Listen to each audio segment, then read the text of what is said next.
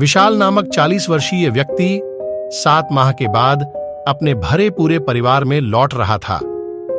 विशाल शहर से बाहर नौकरी करता था। 7 महीने का अपना पूरा पैसा इकट्ठा करके वह अपने घर लौट रहा था। उसके परिवार में उसकी पत्नी थी और 2 बच्चे। विशाल रेलगाड़ी से अपने घर का सफर तय कर रहा था। रात काफी हो चुकी थी। ट्रेन में सवार सभी लोग अपनी अपनी बर्थ पर सो रहे थे, मगर विशाल की आंखों में नाम मात्र को नींद नहीं थी। इसका सबसे बड़ा कारण उसे घर जाने की खुशी थी। घर जाने की खुशी में विशाल को नींद नहीं आ रही थी। विशाल के अलावा एक व्यक्ति ऐसा और भी था जो सोया नहीं था। उसकी बर्थ के सामने वाली बर्थ पर ही वह व्यक्ति बैठा था। अपने सामने चुपचाप बैठे व्यक्ति को विशाल ने देखा तो जाना कि वह ड्रैकुला की कहानी पढ़ रहा था। विशाल को लगा कि उसके सामने जो व्यक्ति बैठा है वह किताब पढ़ने के माध्यम से अपना वक्त बिता रहा है। शायद उसे भी नींद नहीं आ रही है। विशाल को लगा कि वह क्यों ना अपने सामने बैठे व्यक्ति से बातचीत करने में अपना समय गुजारे। इसी इरादे के साथ विशाल ने उसे पुकारा। भाई साहब। किताब पढ़ रहे व्यक्ति ने उसकी आवाज को अनसुना सा करके उस पर कोई ध्यान नहीं दिया। भाई साहब। दूसरी आवाज पर उसने किताब नीचे करके विशाल को सपाट दृष्टि से देखा। उसके चेहरे पर भी सपाट भाव ही थे। इस बार विशाल तनिक संकोच के साथ बोला, मैंने आपको डिस्टर्ब तो नहीं किया? नहीं, सामने बैठा व्यक्ति सपाट स्वर में बोला। विशाल मुस्कुराकर उससे बातों का सिलसिला जारी रखते हुए बोला, आपका नाम क्या है? सूर्य प्रताप। वह बोला। ओह, विशाल ने हलक से सांस छोड़ते हुए कहा, क्या आप भी अपने घर जा रहे हैं?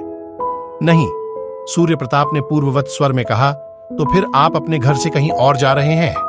विशाल ने मुस्कुराते हुए सामान्य स्वर में कहा। प्रताप ने उसे इस नजर से देखा मानो वह कुछ ना कहना चाहता हो। विशाल चेहरे से ऐसा प्रकट करने लगा मानो बराबर संकोच कर रहा हो। फिर बोला, मैं आज 7 महीने बाद अपने घर वापस लौट रहा हूं। अपने परिवार से मिलने की खुशी में मुझे नींद नहीं आ रही है, इसलिए मैंने सोचा थोड़ा आपसे बात ही कर लूं।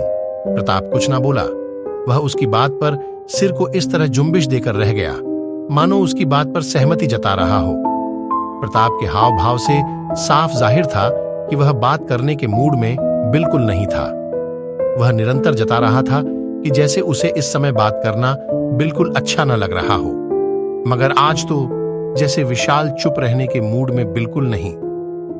वह बातों को बढ़ावा देते हुए बोला, भाई साहब, क्या आप भूत प्रेतों पर विश्वास करते हैं? हां, प्रताप अपने छोटे से उत्तर में बात को पूरा किया। मगर कैसे? विशाल बोला, क्या आपने कभी किसी भूत या प्रेत को अपनी आंखों से देखा है? उसके प्रश्न पर प्रताप ने चंद लम्हों तक उसे ध्यानपूर्वक इस तरह देखा मानो उससे बहुत कुछ कहना चाहता हो, मगर ऐसा बिल्कुल नहीं हुआ। कुछ कहने के स्थान पर प्रताप ने किताब अपने चेहरे के सामने की और उसे पढ़ने लगा। विशाल ऐसा देख उलझ गया। उसकी समझ में नहीं आया कि प्रताप ने उसकी बात का कोई जवाब नहीं देकर अपना चेहरा किताब में क्यों छुपा लिया।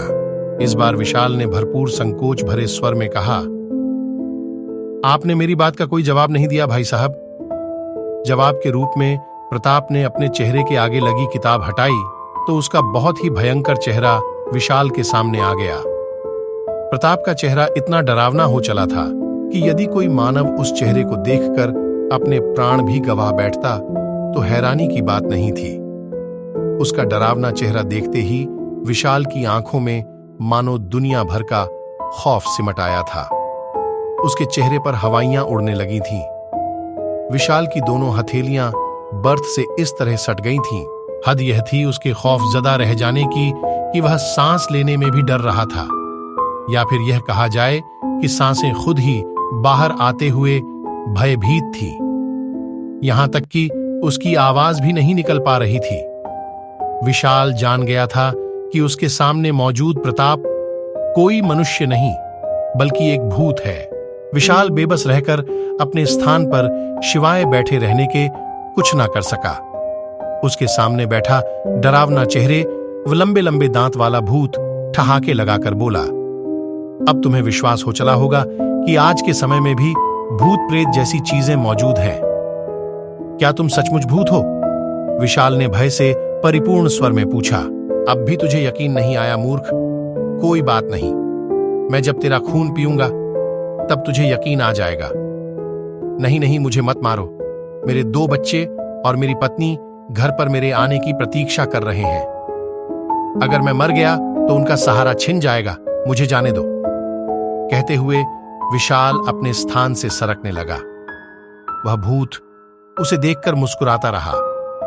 विशाल भागने के चक्कर में अपने स्थान से फुर्ती के साथ उठा और दौड़ पड़ा। उसी समय भूत ने अपने स्थान पर बैठे रहकर ही दाहिना हाथ उठाया। उसका हाथ लंबा हो गया। वहीं बैठे रहकर उसने भाग रहे विशाल की गर्दन पकड़ ली और उसे अपनी तरफ घसीट लिया।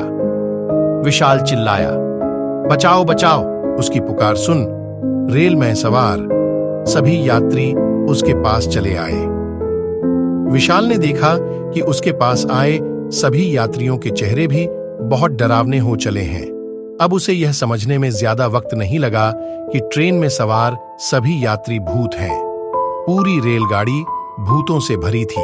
आहिस्ता आहिस्ता विशाल को चारों ओर से भूतों ने घेर लिया। इस चक्रव्यूह में फंसने के बाद विशाल का हार्ट अटैक हो गया।